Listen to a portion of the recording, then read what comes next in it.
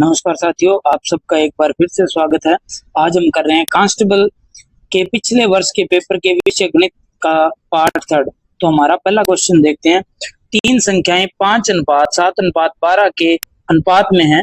यदि पहले और तीसरे का योग दूसरे से 50 अधिक है, तीनों संख्याओं का योग कितना होगा। पहली बात तो देखिए आप कि तीनों संख्याओं का योग इनके रेशो में जितना है उनका टोटल के बराबर होगा। यानी कि 5 और 7 12 और 12 24।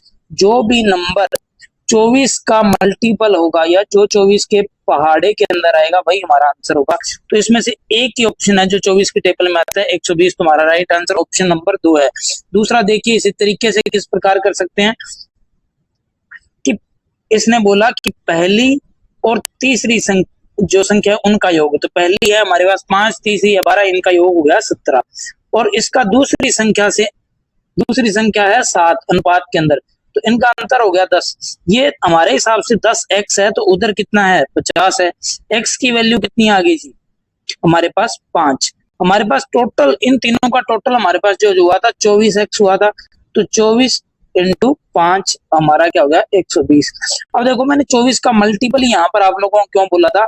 आप यहाँ पे ये चीज नोट करिए कि ये जो x आ रहा है ये इसके साथ 24 आ ही रहा है। x की चाहे कोई भी वैल्यू हो, मतलब 24 इंटू समथिंग कुछ भी हो, इसका मतलब 24 का भाग आंसर में जाएगा ही जाएगा। इसलिए हम 24 का मल्टीपल वाला ट्रिक जो है या बेसिक कंसेप्ट है वो यूज करेंगे। नेक्स्ट क्वेश्चन देखते हैं।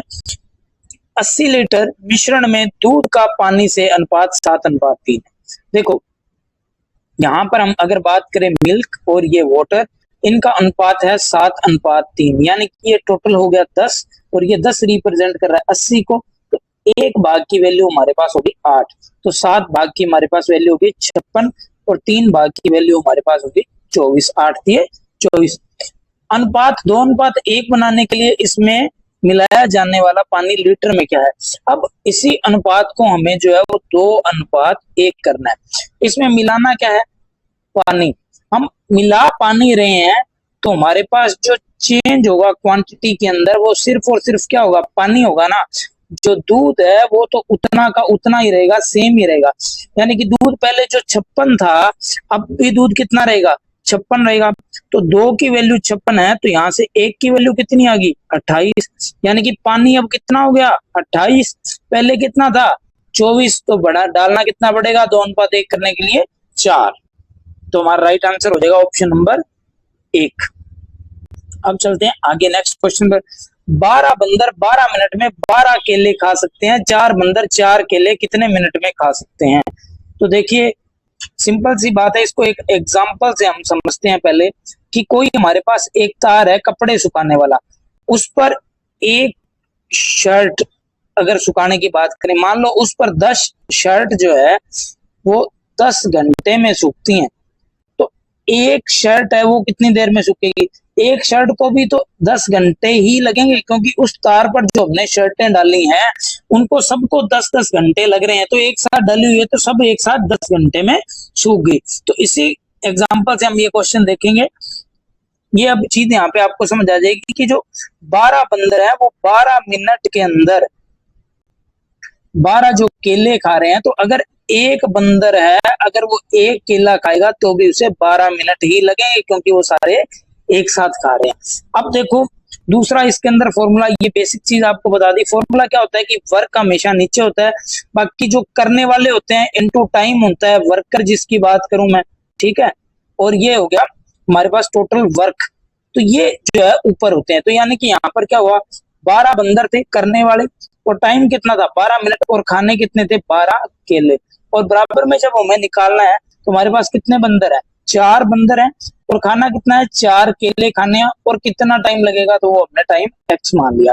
ये देखो 4 इससे काटा तो यहाँ पर आ गया 3, इससे इसको काटा तो हमारे पास क्या आ गया 4, तो ये 4 से 4 काट दिया, तो x की वैल्यू कितनी आ गई 12 मिनट।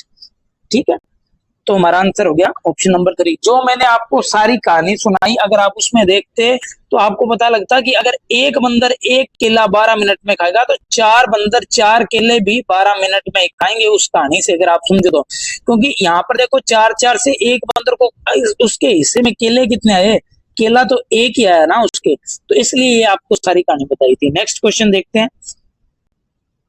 3 पुरुष और 9 लड़के एक कार्य को 21 दिनों में पूरा कर सकते हैं, तो 5 पुरुष और 6 लड़के मिलकर उसी कार्य को, देखो 3 मेल जो है वो उस काम को कितने दिनों में पूरा कर सकते हैं जी, 21 दिन में। तो ये हमारा जो है टोटल वर्क हो गया एक साइड से देखें। या 9 बॉय जो है वो उस काम को कर सकते हैं जी 21 दिन के अंदर, तो ये भी हमारा क्या हो गया, टोटल वर्क हो गया दोनों में।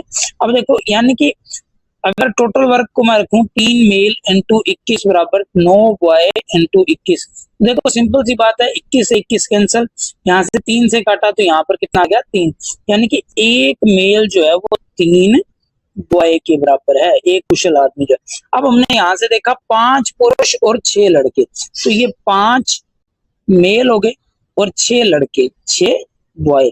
अब देखो 3 बॉय जो है वो 1 मेल के बराबर है, तो 6 बॉय जो है वो कितने मेल के बराबर हो जाएंगे, 2 मेल के बराबर हो जाएंगे। यहाँ पर 5 मेल प्लस 2 मेल, यानी कि ये कितने मेल हो गए, 7 मेल हो गए। अब टोटल वर्क मेल की फॉर्म में कितना है, 3m इंटू 21, तो ये टोटल वर्क था 3m इंटू 21 बटा में 7m, ये m से m छोड़ दिया हमने, ये काटा तो 21 पे 3, तो 3 3 जा 3 तिया 9 दिन हमें लगेंगे, तो इनमें से कोई नहीं, ये हमारा राइट आंसर हो जाएगा। ठीक है, ये मेल मैं जानबूझ के लिख देता हूं कि आपको पता लगे कि मेल की बात हो रही थी, वरना आप इसको ओमिट करके या इसको हटा के भी क्वेश्चन को कर सकते हो। नेक्स्ट क्वेश्चन देखते हैं। एक संख्या में पहले 10% की कमी की, फिर 10% की वृद्धि की, तो इस प्रकार प्राप्त संख्या मूल संख्या से 50 कम है, मूल संख्या बताइए। पहले तो देखो सिंपल बेसिक तरीके से समझाता हूँ।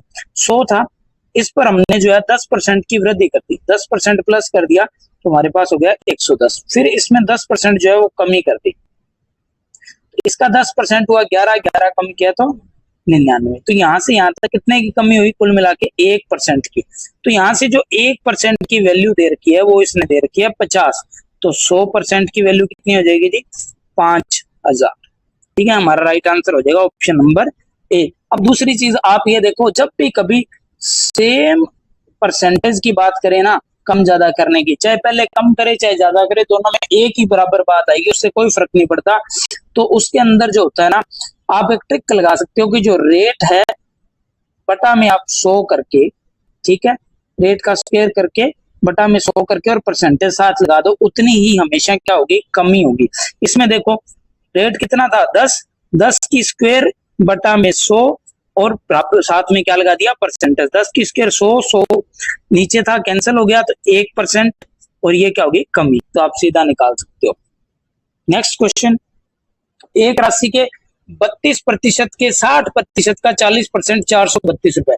ठीक है जी, 32% के 60% का 40% जो है वो हमारे पास कितना है, 432। ये प्रतिशत है तो इसलिए इन सबके नीचे क्या है जी, 100 है। अब देखो 1 0 1 0 1 0 1 0, ये हमारा कैंसिल हो गया। अब ये 6 से कैंसिल करें तो 7 तक गया, उसके बाद में 1 बचा तो ये 12 हो गया। अब ये 4 से कैंसिल किया तो ये 1 हो गया और ये 8 हो गया, 18 जो के 72 हो गया। अब ये देखो इसके बाद में इसको काटेंगे तो यहाँ पर हमने जो है 4 से कैंसिल किया तो यहाँ पर 8 आया, यहाँ पर आया 25, फिर 4 से कैंसिल किया तो यहाँ पे 2 आया, यहाँ पर आया 25। अब इससे काटा तो यहाँ हमारे पास आया 9, यानी कि जो हमारी वैल्यू आई वो 9 इंटू ये 25 इंटू 25 इधर आ जाएगा, 25 इंटू 25 इंटू 25। अब देखो हम क्या है, यूनिट डिजिट का फंडा लगाएंगे, मल्टीप्लाई ना करके। 25 हुआ तो फिर लास्ट में 5 आया, 5 को 9 से गुना किया तो हमारे पास 45 आया, यानी कि लास्ट की जो यूनिट डिजिट है वो 5 आ रही है। हमारे 3 ऑप्शन के अंदर 5 है ही नहीं, तो हमारा जो राइट आंसर हो जाएगा वो इनमें से कोई नहीं हो जाएगा। हमें जो है एग्जैक्ट वैल्यू निकालने की जरूरत नहीं होती एग्जाम के अंदर। नेक्स्ट क्वेश्चन पर चलते हैं। एक रेडियो का क्रय मूल्य 600 रुपए है और लागत मूल्य का 5% परिवहन के लिए लिया जाता है। भाई साहब 600 रुपए तो उसने खरीद की, उसके बाद में जो अपनी दुकान पर लेकर आया उसके ऊपर उसको 5% का परिवहन देना पड़ा, इसका 5% कितना हुआ, 30। तो उसको टोटल जो कॉस्ट प्राइस पड़ी इफेक्टिवली वो पड़ी 630 रुपए, कॉस्ट प्राइस या क्रय मूल्य।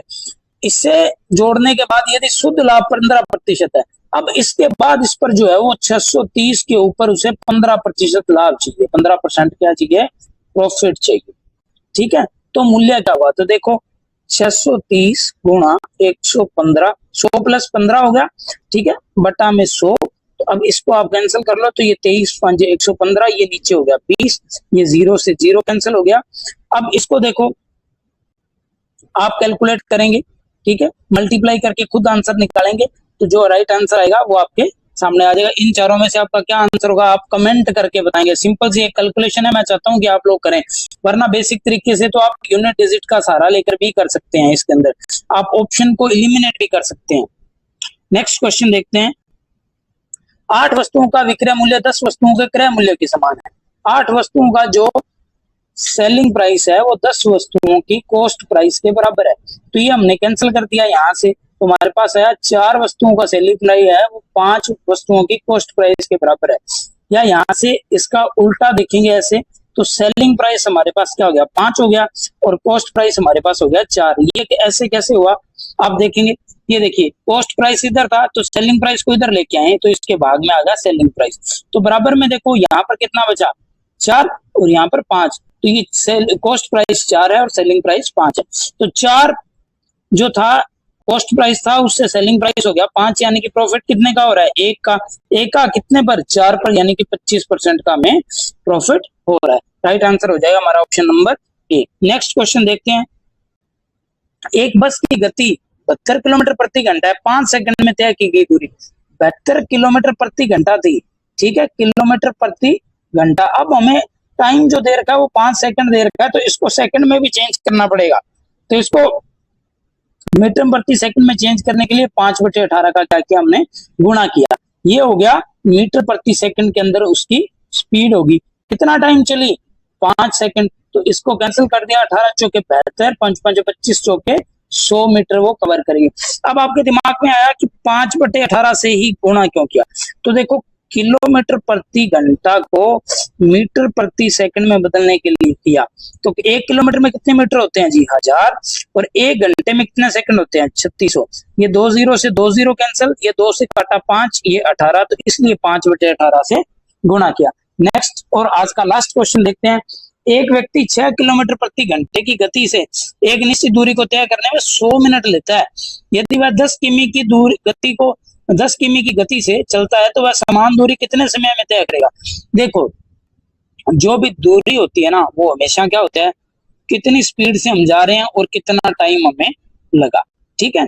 तो हम 6 किलोमीटर प्रति घंटे की स्पीड से जा रहे थे और हमें इसमें लगे 100 मिनट, ठीक है जी। अब दूसरी बार हमने देखा कि हमारी स्पीड जो है वो बढ़ गई, कितनी हो गई जी 10 किलोमीटर प्रति घंटा, और हमें टाइम जो है वो निकालना है।